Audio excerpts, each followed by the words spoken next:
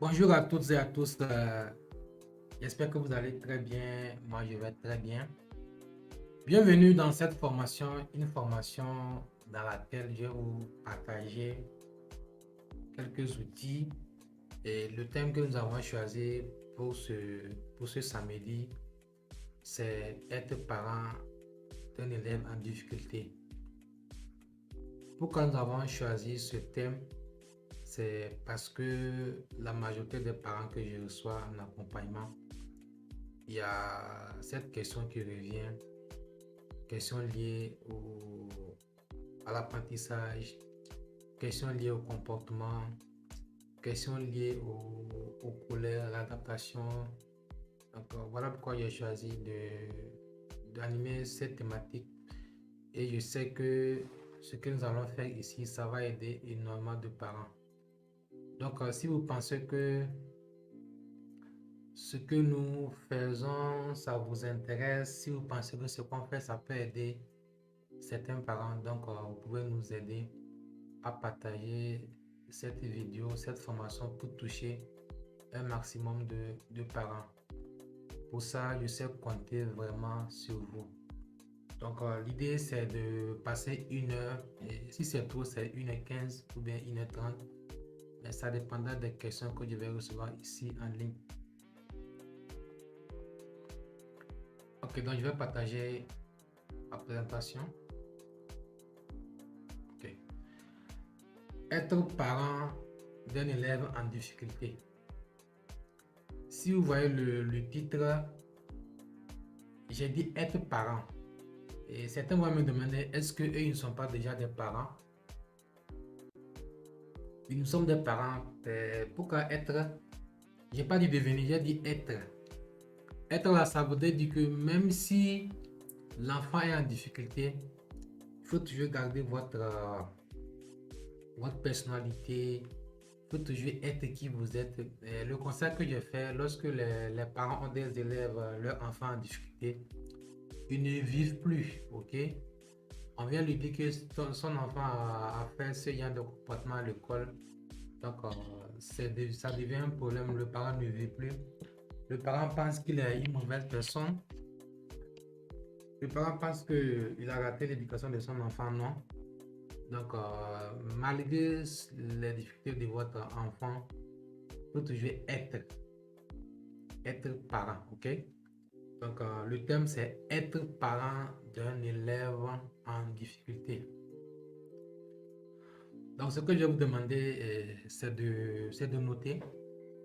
C'est de prendre une feuille et puis de noter. Je vais donner beaucoup d'informations. Vraiment qu'il y aura une présentation que vous allez voir sur l'écran. Mais je vais donner beaucoup d'explications, mais je vous recommande vivement de noter. Déjà, lorsque je vais animer la communication et que vous avez des questions, ok? Donc, vous pouvez poser les questions en commentaire et je viendrai prendre quelques questions. S'il n'y a pas trop de questions, hein, je viendrai prendre quelques questions pour répondre, ok? Et là, ça marche. Là, on peut commencer.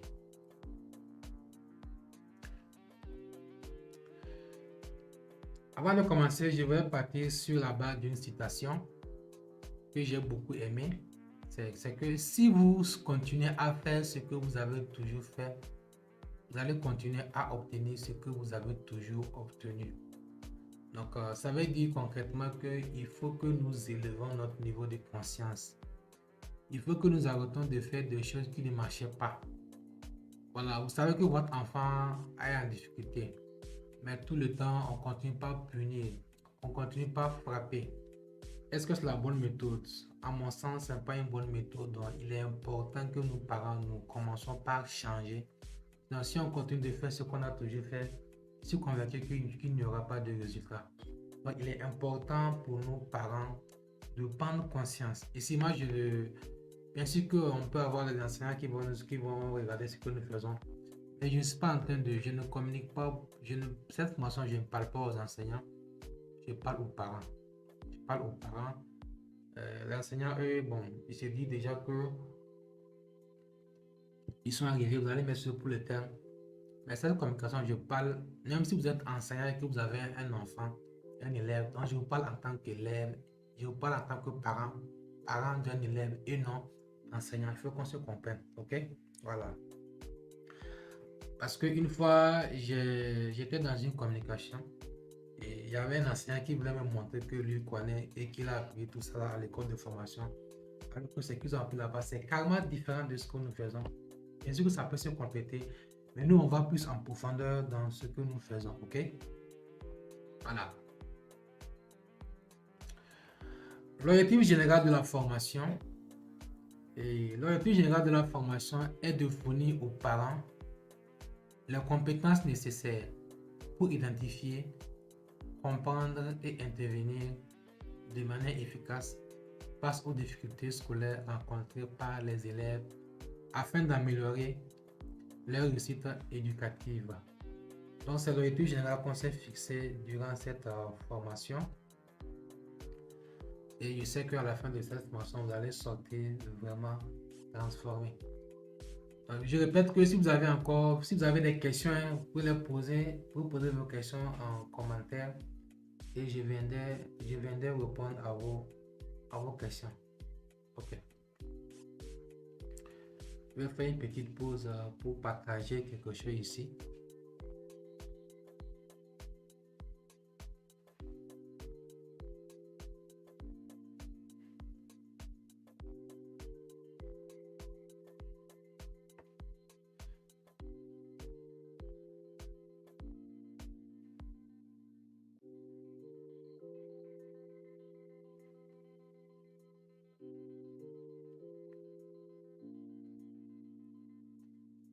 Donc, voici le plan de notre formation.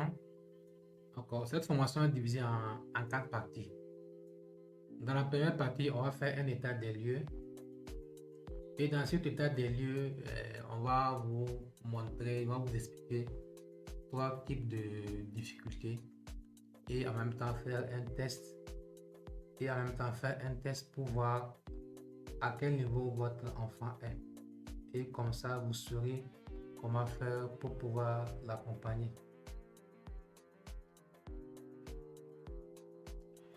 Qui suis-je? Il y a une majorité qui me connaît déjà. Ceux qui ne me connaissent pas, je suis Aboul Hanif Okordo et je suis mentor de coach éducatif. Et quand je dis que je suis mentor, c'est parce que j'ai formé des coachs scolaires, j'ai formé des coachs d'adolescents, j'ai formé aussi des coachs en parentalité. Et je suis le fondateur d'Étincelle Assistance, c'est mon cabinet. C'est mon cabinet dans lequel j'accompagne les parents, j'accompagne les familles, j'accompagne les élèves, j'accompagne les adolescents. Je fais aussi des formations. Je suis le président fondateur de Parents Leaders Afrique. C'est une association qui a pour objectif général de promouvoir le leadership parental et le développement personnel des enfants. Je suis également le président du comité directeur scientifique du réseau des coachs éducatifs. C'est une association professionnelle de coachs.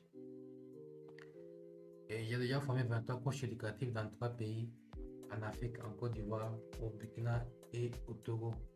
Donc on a formé 2 coachs parentaux, 2 coachs parentaux, 2 coachs d'adolescents et 19 coachs scolaires. Il y a une 80 personnes qui est en formation, il n'a pas encore terminé. J'ai déjà accompagné plus de 500 adolescents. Et pourquoi j'ai mis 500? Parce que j'accompagne des écoles. Et chaque année, j'ai jusqu'à 200 à 300 élèves que j'accompagne. Et je le fais certainement, ça fait 4 ans que je le fais. J'accompagne plus de 500 parents en coaching individuel. Donc voilà que je suis. Je suis papa, je vais l'ajouter, je suis papa de 2 merveilleuses filles. Et certains vont me demander quel est mon cursus scolaire. Je suis un juriste de formation. J'ai une maîtrise en droit des affaires. Mes certifications dans la relation d'aide. dans la relation d'aide. Donc, c'est ce que vous voyez sur mon écran. Je suis formateur de formateurs. Je suis certifié en groupe Life Coach, également en Spiritual Coach. Je suis également certifié en groupe Life Coach practitioner. Je suis également certifié en coaching in school, ce qu'on appelle coaching scolaire. Je suis également certifié en psychologie positive, en coaching quantique, en coaching parental. Je suis également hypnothérapeute certifié, psychothérapeute certifié. Je suis également certifié en PNL, la programmation neuro-linguistique. Je suis également certifié en psychologie énergétique. Je suis certifié en art thérapie for children. Je suis également certifié en counseling des enfants et des adolescents. Enfin, je suis certifié counseling et thérapie de couple. Dans tout ça, j'ai fait mes formations. J'ai fait la majorité de mes formations à l'extérieur. J'ai fait certaines formations en ligne, en Inde, en France. J'ai fait certaines ici au Burkina. Le logo que vous voyez sur l'écran, donc c'est pour vous montrer ma source. Et c'est cette école qui m'a donné ce logo-là pour faire mon marketing. J'ai fait ma formation de coach à Transformation Academy en ligne aux États-Unis. Donc avant de commencer, je vous précise que nous avons une formation qui commence le 5 mars. Donc c'est une formation en coaching scolaire. Donc c'est une formation qu'on va faire en ligne et en même temps en présentiel. Donc ceux qui ne sont pas à Ouaga et qui veulent suivre la formation, ils sont la bienvenue. Donc la formation est à 129 000 francs. Donc que vous soyez parent, que vous soyez enseignant, que vous soyez une personne qui est passionnée par l'éducation des enfants, vous voulez accompagner les élèves, donc cette formation est la bienvenue et je crois qu'elle va beaucoup vous aider cette formation-là. Nous avons également un deuxième programme. Un deuxième programme, ça c'est pour les parents, c'est parents gladiateurs. Parents gladiateurs, c'est un programme pour parents qui va vous aider à révéler le potentiel de vos enfants et adolescents. Et c'est un programme composé de 4 sous-programmes. D'abord, on va aborder l'entretien motivationnel, comment savoir communiquer, comment savoir échanger avec les enfants pour les amener à trouver la solution à tous les problèmes. Deuxième sous-programme, c'est la psychologie positive. Ça, c'est la science du bien-être. Comment on peut l'utiliser en tant que parent pour vivre heureux et également aider ses enfants. Le troisième sous-programme, c'est l'analyse comportementale. Là, on va utiliser l'outil 10 pour vous aider à comprendre le comportement de vos enfants. Et enfin, on verra les troubles d'apprentissage. Et donc, c'est une formation qui est 100% pratique. Maintenant, revenons à notre formation.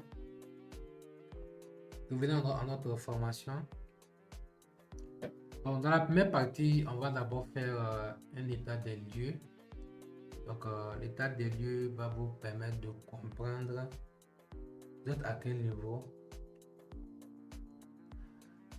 et comprendre est-ce que votre enfant est en difficulté. Ok, donc comprendre est-ce que votre enfant est en difficulté. Donc, c'est ça qui est vraiment important ici. Donc, dans cet état de lieu, on va voir 3 types de difficultés. D'abord, nous avons les difficultés d'apprentissage. Ce sont des problèmes spécifiques qui affectent la capacité d'une personne à recevoir, à traiter ou à communiquer les informations.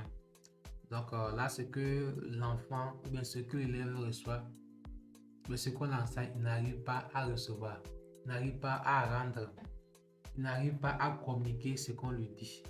Ça, ce sont les difficultés liées à l'apprentissage. Et on peut avoir quelques exemples, c'est on les appelle les troubles ou les difficultés 10. 10, il y a la dyslexie, ça ce sont les troubles de la lecture. Il n'arrive pas à bien lire. Nous avons ensuite la dyscalculie. Il y a les difficultés avec les mathématiques, les calculs, il n'arrive pas. Il y a également la dysgraphie.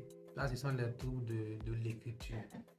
Il n'arrive pas à écrire. Donc ça, c'est les premières difficultés qui concernent l'apprentissage. Et ici, comment on peut reconnaître les signes? Comment est-ce que nous pouvons reconnaître les signes D'abord, c'est le retard constant dans l'acquisition de certaines compétences. Ensuite, c'est l'inversion fréquente des lettres ou des chiffres. C'est-à-dire qu'au lieu d'écrire 4, comme on le sait, il va renverser. Et tout le temps, vous avez crié, vous l'avez frappé, mais vous voyez qu'il n'y a même pas de changement. Nous avons enfin des difficultés à suivre les instructions ou à restituer des informations. Donc voilà comment vous allez faire pour reconnaître ces signes-là. Donc la première partie, ce sont les difficultés d'apprentissage. La deuxième partie sont les troubles de comportement. Troubles du comportement, ce sont des comportements qui perturbent l'apprentissage de l'enfant ou de ses pairs. Donc, on peut avoir comme exemple les troubles déficitaires de l'attention ou avec ou sans hyperactivité, ce qu'on appelle le TDAH. Avoir ensuite les troubles du spectre de l'autisme, le TSA. Donc ça, c'est le trouble lié à le trouble du comportement, ok? Et comment on peut reconnaître ces signes-là? Vous allez remarquer que l'enfant ou l'élève a des difficultés à rester concentré sur une tâche.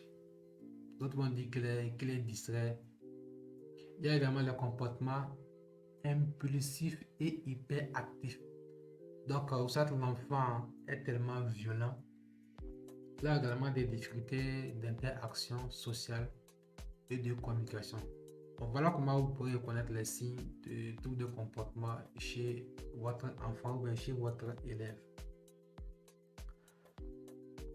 Le troisième, ce sont les problèmes émotionnels et sociaux. Là, ce sont des difficultés à gérer les émotions ou à interagir avec les autres. Et on a comme exemple l'anxiété et la dépression. Donc voilà les trois catégories de difficultés qu'on peut rencontrer chez les élèves. Maintenant, on va faire un état des lieux. Et avant de faire l'état des lieux, on vous a expliqué les trois types de problèmes. On a d'abord les problèmes, les difficultés d'apprentissage, ensuite les troubles de comportement et enfin le problème émotionnel et sociaux. Et maintenant, qu'est-ce que vous allez faire pour reconnaître les signes chez votre élève, chez votre enfant?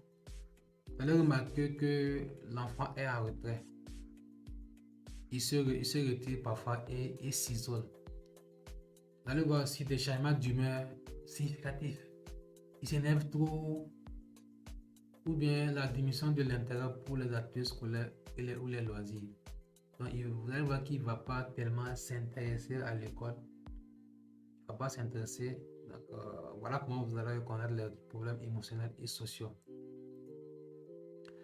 Quel est l'impact sur l'apprentissage de l'élève ou de l'enfant? Donc, l'enfant aura des difficultés à se concentrer en classe. Donc, il y aura un manque de concentration. Ensuite, c'est l'absentéisme. Donc, parfois, il arrive en retard, parfois, il ne va même pas. Ou bien, il va carrément arrêter le décrochage scolaire. Nous avons enfin les effets sur l'estime de soi et la confiance en soi de l'enfant. Ça va plus jouer sur la confiance en soi de l'enfant.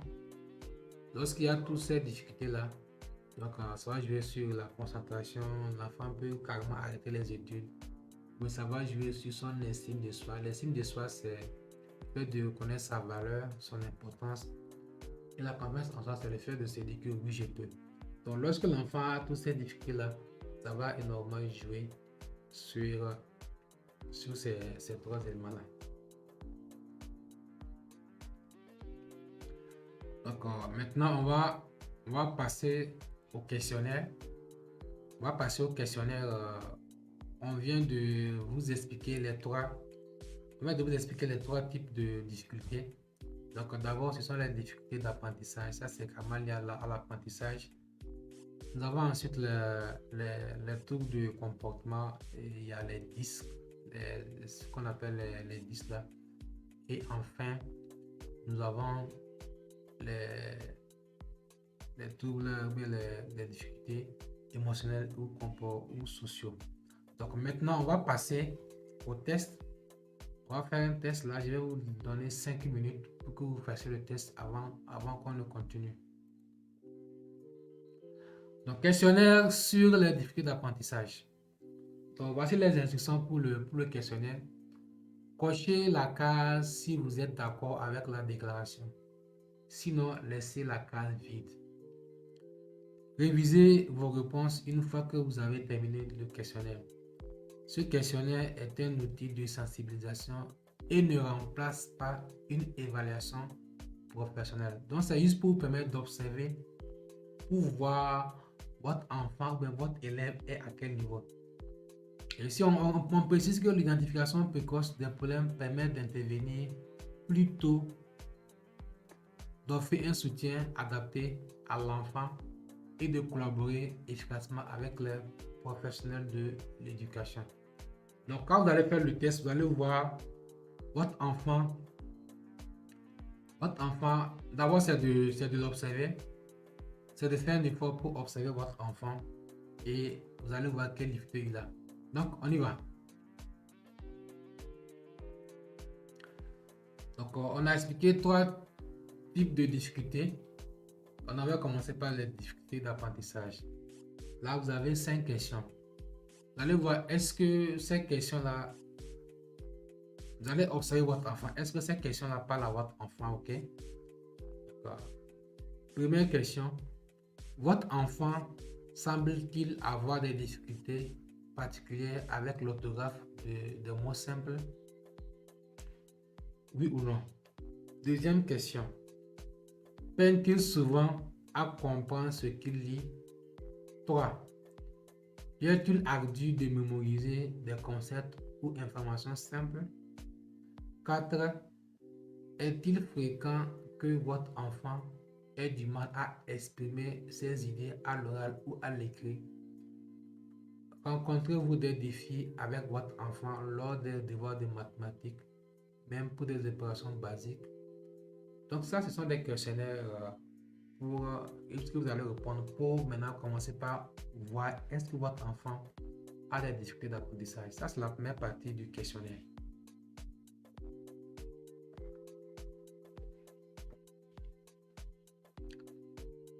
Dans la deuxième partie du questionnaire, ce sont les troubles de comportement. Là, on commence par 6. Avez-vous constaté que votre enfant, est-ce que vous avez constaté chez votre enfant des gestes ou comportements impulsifs réguliers? A-t-il des difficultés à rester assis pendant une période prolongée?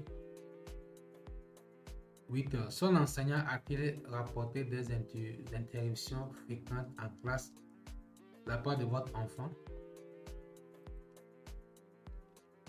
9. Votre enfant lutte-t-il pour suivre les règles ou respecter les consignes? 10. Vous a-t-on fait part de problème de votre enfant s'entendant ou interagissant avec ses pairs? Bon, ça, c'est la deuxième partie qui va concerner le trouble de comportement. Donc, c'est de faire une introspection et commencer par observer votre enfant. La dernière partie, ce sont les problèmes émotionnels et sociaux. On commence par la question 11. Semble-t-il éprouver de l'anxiété au sujet de l'école ou des tests de manière récurrente?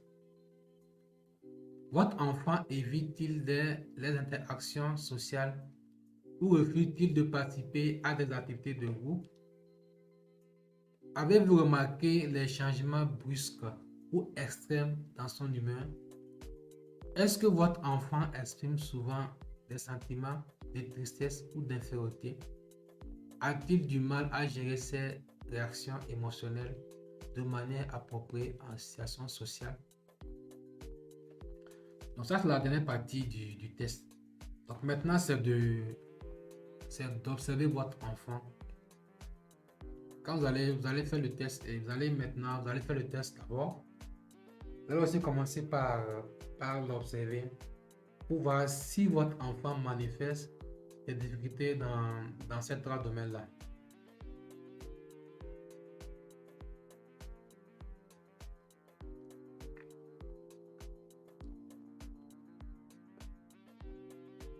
Donc, nous venons de finir la première partie. Donc, on a fait l'état des lieux pour comprendre à quel niveau est votre enfant actuellement. Est-ce que votre enfant éprouve des difficultés d'apprentissage? Est-ce qu'il a des troubles comportementaux ou bien est-ce qu'il a des difficultés émotionnelles et sociaux? Donc, maintenant, on va commencer la deuxième partie avec les 8 lois qui gèrent le comportement des élèves ou des enfants à l'école ou à la maison. Ok?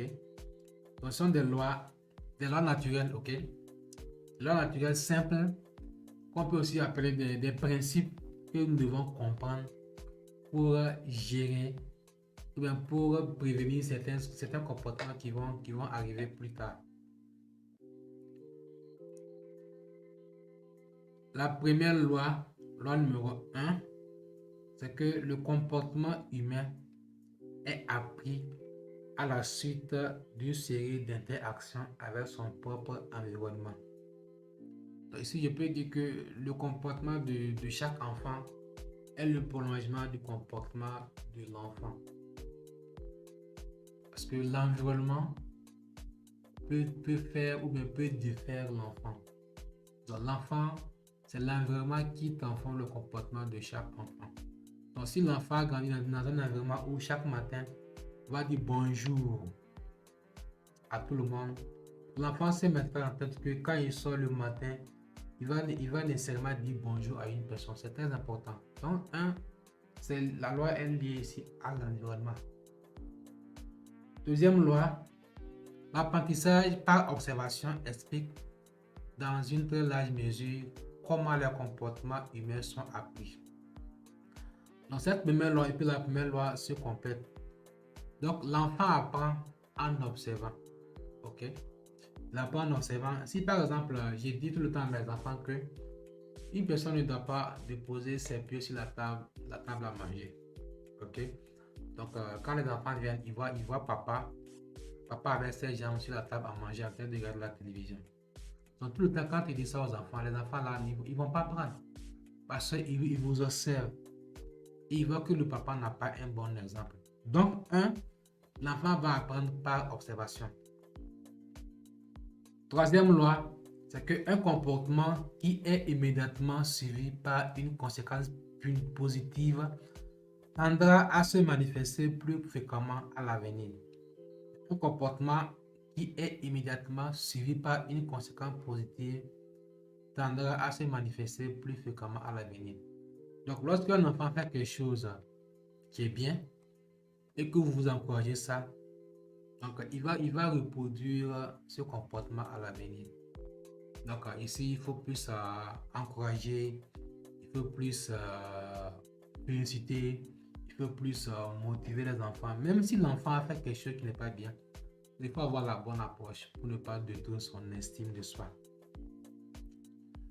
Quatrième loi, un comportement qui auparavant était encouragé et qui ne l'est plus va éventuellement disparaître. Donc, lorsqu'un enfant fait quelque chose et que tout le temps vous l'encouragez, et que vous avez arrêté de l'encourager, ce comportement-là, il ne va plus le produire. Okay? Donc, ça veut dire que si un enfant fait quelque chose et que vous lui dites merci, il fait quelque chose de bien et tout le temps vous lui dites merci, et que vous avez arrêté de dire le merci là, donc ce qu'il fait là, il va plus le faire. Ça, c'est très important. Cinquième loi, un comportement qui est immédiatement suivi par une conséquence punitive tendra à se manifester moins fréquemment à l'avenir, tout particulièrement en présence de la personne qui a donné cette conséquence.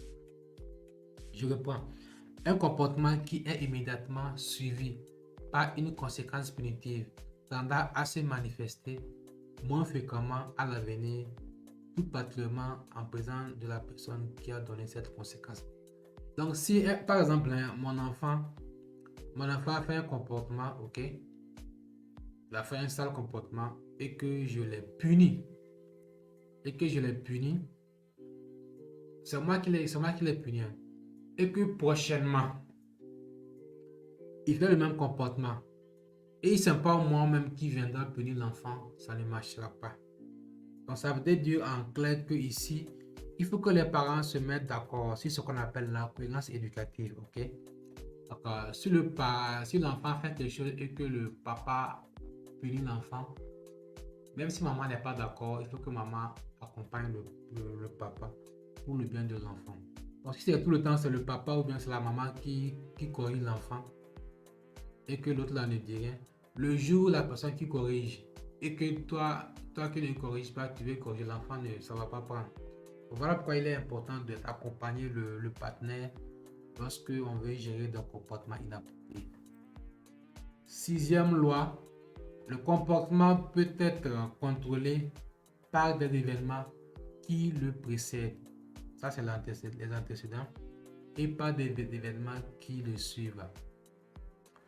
Donc, avant qu'un enfant fasse une gaffe, avant qu'un enfant se comporte mal, on dit en psychologie que tout comportement inapproprié, c'est ce qu'on appelle le mauvais comportement là.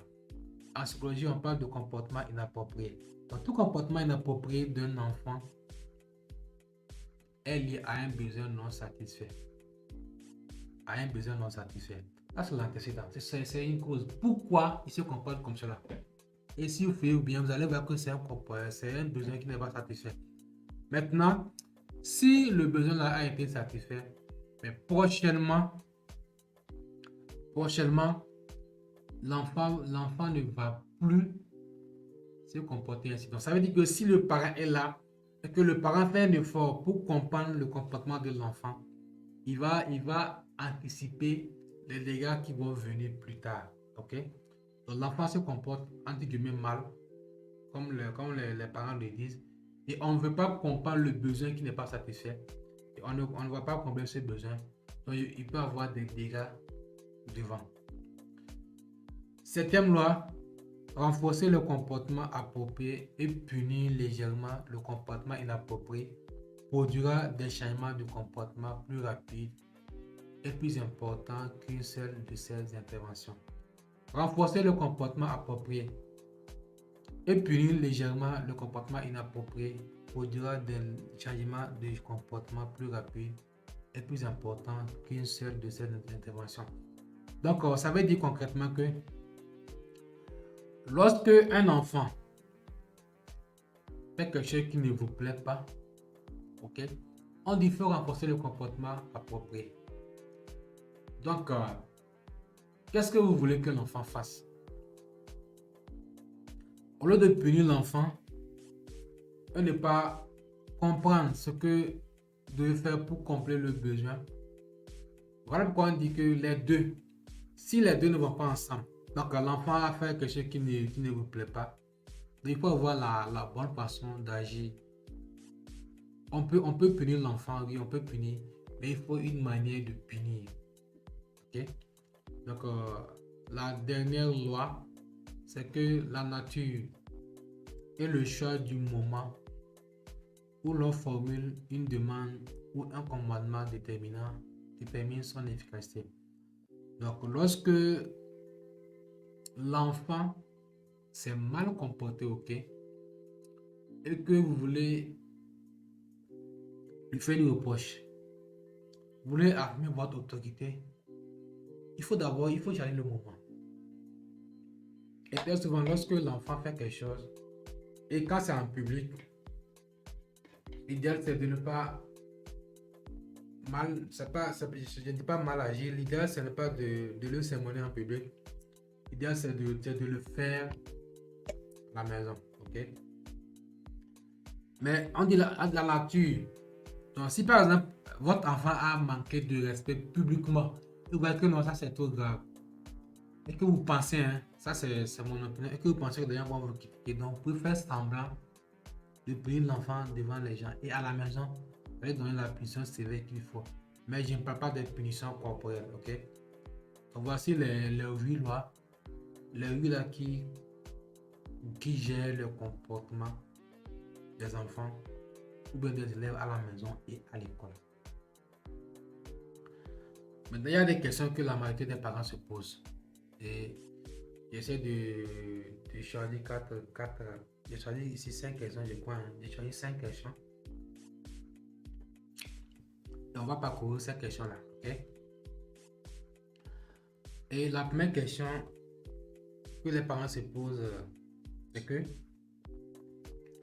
est-ce que un jeune en difficulté de comportement à l'école présente-t-il nécessairement des retards d'apprentissage? Est-ce qu'un jeune en difficulté de comportement à l'école présente-t-il des retards d'apprentissage? Donc ça, c'est la première question. Donc je vais essayer de répondre ça ici pour que nous puissions vraiment nous comprendre. Ok? Voilà. Donc, est-ce que l'élève qui se comporte entre guillemets mal à l'école, est-ce que ça voudrait dire qu'il a des retards d'apprentissage? Donc ici, je vais dire qu'il est fréquent que les jeunes qui manifestent des difficultés de comportement présentent également certains retards d'apprentissage, entre autres en lecture, ok? Mais il est difficile hein, de savoir, mais de déterminer clairement si une difficulté a précédé l'autre. Donc ce qui est ici, néanmoins, ce qui est certain, c'est que en même temps, il faut se préoccuper du comportement et de l'apprentissage lorsque l'on veut aider un jeune. Donc il faut qu'on essaie de travailler les deux. Et il est bien plus difficile de soutenir l'estime de soi d'un élève qui échoue à l'école. Je répète, donc il est bien difficile de soutenir l'estime de soi d'un élève qui échoue à l'école. Donc, si je me résume, il faut qu'on essaie de travailler sur les deux, dans le comportement et les retards d'apprentissage. Donc, un élève qui a échoué à l'école, ça va jouer sur son estime de soi. Mais moi, je pense, et c'est ma conviction personnelle, que l'échec scolaire de l'enfant n'est pas l'échec de l'enfant. L'échec scolaire de l'enfant n'est pas l'échec de l'enfant. C'est très important. Ce n'est pas l'échec de l'enfant. La deuxième question.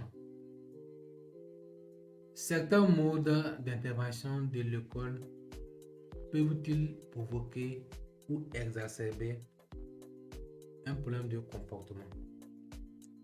Certains modes d'intervention de l'école peuvent-ils provoquer ou exacerber un problème de comportement? Voilà, oui. Donc, je pense que oui. Parce qu'il existe certaines interventions qui peuvent être considérées comme carrément inacceptables et qui sont susceptibles d'empirer des problèmes d'un jeune. Donc, elles sont habituellement uniquement centrées sur la punition. Donc, vous voyez qu'à l'école, quand il n'a pas fait quelque chose, on va le punir. On va le punir. Et dans certaines punitions, on va essayer d'humilier l'enfant. Donc, voilà clairement, c'est un comportement. Si les écoles n'ont pas des spécialistes au sein de l'école, lorsqu'il y a un comportement de l'enfant, donc on va plus tuer l'enfant. Ça, je suis convaincu de ça. On va plus tuer l'enfant parce qu'ils ne comprennent pas comment fonctionne la psychologie du comportement. Ils ne comprennent pas. La troisième question, c'est que le jeune en difficulté de comportement présente-t-il uniquement des comportements difficiles à l'école? Je reprends la question. Le jeune en difficulté de comportement présente-t-il uniquement des comportements difficiles à l'école? Encore ici, il faut tenir compte du contexte. Parce qu'on a vu des jeunes, moi j'ai observé, j'ai vu des élèves manifester des problèmes de discipline avec certains enseignants, mais pas avec d'autres. Donc néanmoins, lorsque le comportement d'un élève empêche d'atteindre les objectifs d'apprentissage et de s'adapter socialement à l'école, on constate habituellement que les parents ont observé des difficultés à la maison et dans d'autres situations. Donc ça veut dire que plus le problème de l'enfant est important, plus il dure longtemps et se produit dans plusieurs environnements, plus l'intervention doit être globale. Quand on dit intervention doit être globale, donc ça veut dire concrètement que il faut l'implication des parents, il faut l'implication des enseignants, il faut l'implication même de l'entourage pour qu'on puisse aider l'enfant. Quatrième question, puis-je toujours tenir pour acquis que l'école en sait plus que moi sur ce qui doit être fait pour aider mon enfant? Je dis catégoriquement que non, parce que vous êtes la personne qui a vécu le plus longtemps avec l'enfant et qui, de toute évidence, le connaît le mieux. Ok? Donc, c'est vous qui connaissez le plus votre enfant et vous savez bien que l'enfant a ce comportement-là. Même si l'école vient vous dire que l'enfant a fait ça, donc il faut que vous sachiez gérer vos émotions. Vous connaissez votre enfant, vous savez comment il fonctionne. C'est vous qui pouvez plus aider votre enfant.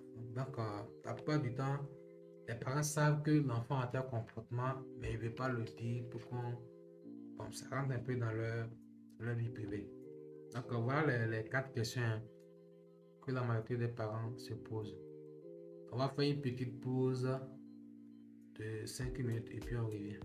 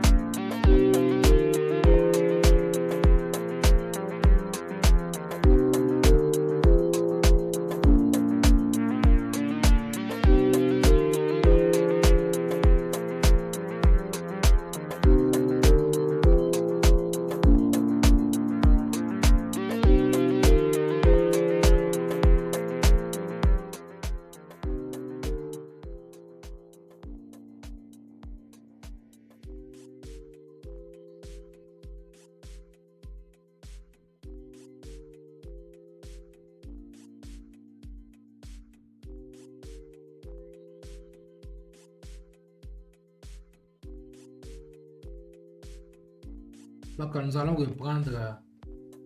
Nous avons parcouru les 3 premières parties. Donc, maintenant, nous allons aller vers les stratégies et ce que j'appelle l'ADN pédagogique.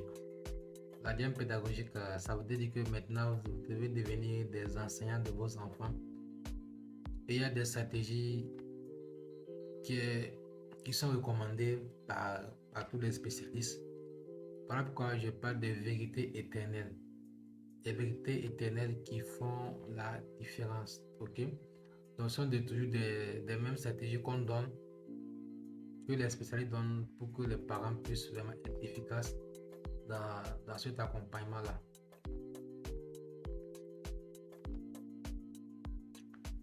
Donc, la 4e partie, on va commencer, c'est l'ADN pédagogique, les vérités éternelles qui font la différence. Donc, nous allons voir des stratégies ici qui vont nous aider, qui vont vous aider à pouvoir accompagner vos enfants. Donc, leurs comportements peuvent vraiment changer. On peut répondre aux besoins affectifs d'un jeune en difficulté et il peut s'améliorer. C'est la bonne nouvelle. Donc, ce n'est pas une fatalité. Donc, même si votre enfant a des difficultés à l'école, et on a expliqué les 3 difficultés, on a parlé des difficultés d'apprentissage, on a ensuite abordé les troubles du comportement et enfin les difficultés émotionnelles et sociales. Ce n'est pas une fatalité.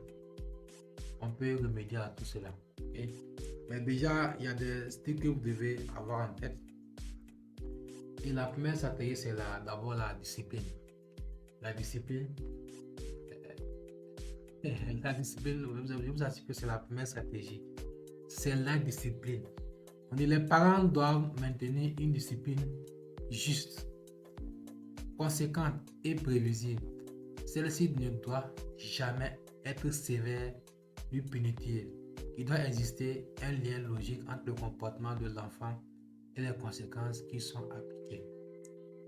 Donc, lorsqu'un enfant se comporte entre guillemets mal, lorsqu'un enfant a un comportement inapproprié, il faut vraiment appliquer votre autorité. Il faut appliquer la discipline.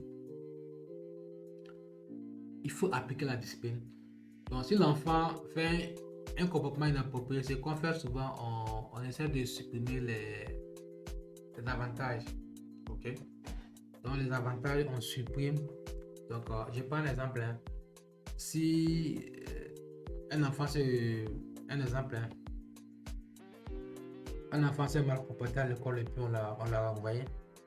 Donc, lorsqu'il revient à la maison, c'est que comme avantage, argent de poche, on peut supprimer. Ça, ce sont les avantages qu'il a. Argent de poche, s'il a une moto, maintenant il va plus aller à l'école à moto, il va marcher. Donc, ça, c'est la discipline. Donc, ça va amener l'enfant à prendre conscience. Deuxième stratégie, deuxième clé, c'est une surveillance étroite des activités, des allées et venues, de même que des amitiés et relations de l'enfant est des plus importantes pour assurer que celui-ci grandisse de manière saine et sécuritaire tout en ayant un comportement adapté. L'environnement, il faut surveiller ces activités, ces allées et retours, ses relations avec l'entourage, qui sont ses amis. Donc faites un effort pour connaître votre enfant, ses amis et les parents de ces enfants-là. C'est très important. Chaque parent doit surveiller. Vous devez surveiller, c'est très important. Après la surveillance, c'est l'implication parentale. L'implication parentale, vous devez en tant que parent vous impliquer à fond. Donc, il s'agit simplement de passer du temps avec l'enfant, que ce soit dans des activités structurées ou non structurées. Ce qui est important, c'est le contact avec le parent et l'enfant. Donc, l'enfant a des difficultés. Donc, ce n'est pas le moment de l'abandonner. C'est le moment d'être encore plus proche de l'enfant pour lui montrer votre soutien. Si vous l'abandonnez comme ça, il va encore plus chuter. Donc, il faut vraiment votre implication de parent pour pouvoir vraiment accompagner l'enfant. Quand toi, c'est votre implication, Quatrième élément, la technique parentale positive. Ici, voilà ici l'importance de la psychologie positive pour vous aider dans l'accompagnement là. Voilà l'importance de la psychologie positive pour vous aider dans cet accompagnement là. Voilà pourquoi on a créé le programme Parents Gladiateurs. Il y a un sous-programme qui va parler concrètement de la psychologie positive. On va aborder les techniques parentales positives. Exercer son rôle parental de manière positive signifie soutenir et encourager son enfant. Il est important d'établir avec lui une relation chaleureuse, bienveillante et empreinte de respect mutuel et d'affection. Vous voyez, lorsqu'on était enfant, qu'est-ce que les parents ont fait pour nous qu'est-ce que les parents ont fait avant qu'on ne marche? Est-ce que les parents nous ont appris à marcher? Les parents ne nous ont pas appris à marcher. Hein? Ce qu'ils ont fait avec nous, c'est l'encouragement, la motivation. L'enfant marche, il tombe, il va dans le visage du parent, il va le sourire. Mon enfant, lève-toi. Et on a appris à marcher. Mais le problème va arriver lorsque l'enfant entre à l'école. C'est là que le problème va comme ça arriver. Parce qu'on n'a pas compris le rôle de l'école. Donc, en tant que parent, quel que soit le problème de l'enfant, il faut toujours garder, il faut toujours appliquer les techniques positives. Les châtiments corporels, ça n'est pas trop efficace. Ça ne dure pas en fait. Cinquième clé, c'est demander l'aide d'un professionnel. Donc, ça veut dire que vous ne serez pas seul dans ce combat. Il y a des gens avisés qui sont prêts à vous accompagner. Et c'est ce que nous faisons avec les parents. Il y a des gens qui sont avisés pour vous accompagner. Ne restez pas seul. Ne restez pas seul, demandez de l'aide et on sera prêt à vous accompagner. Donc, je vais voir si vous avez des questions. On a fait presque 1 heure comme je l'avais dit. Je vais voir si vous avez des questions. Je vais prendre.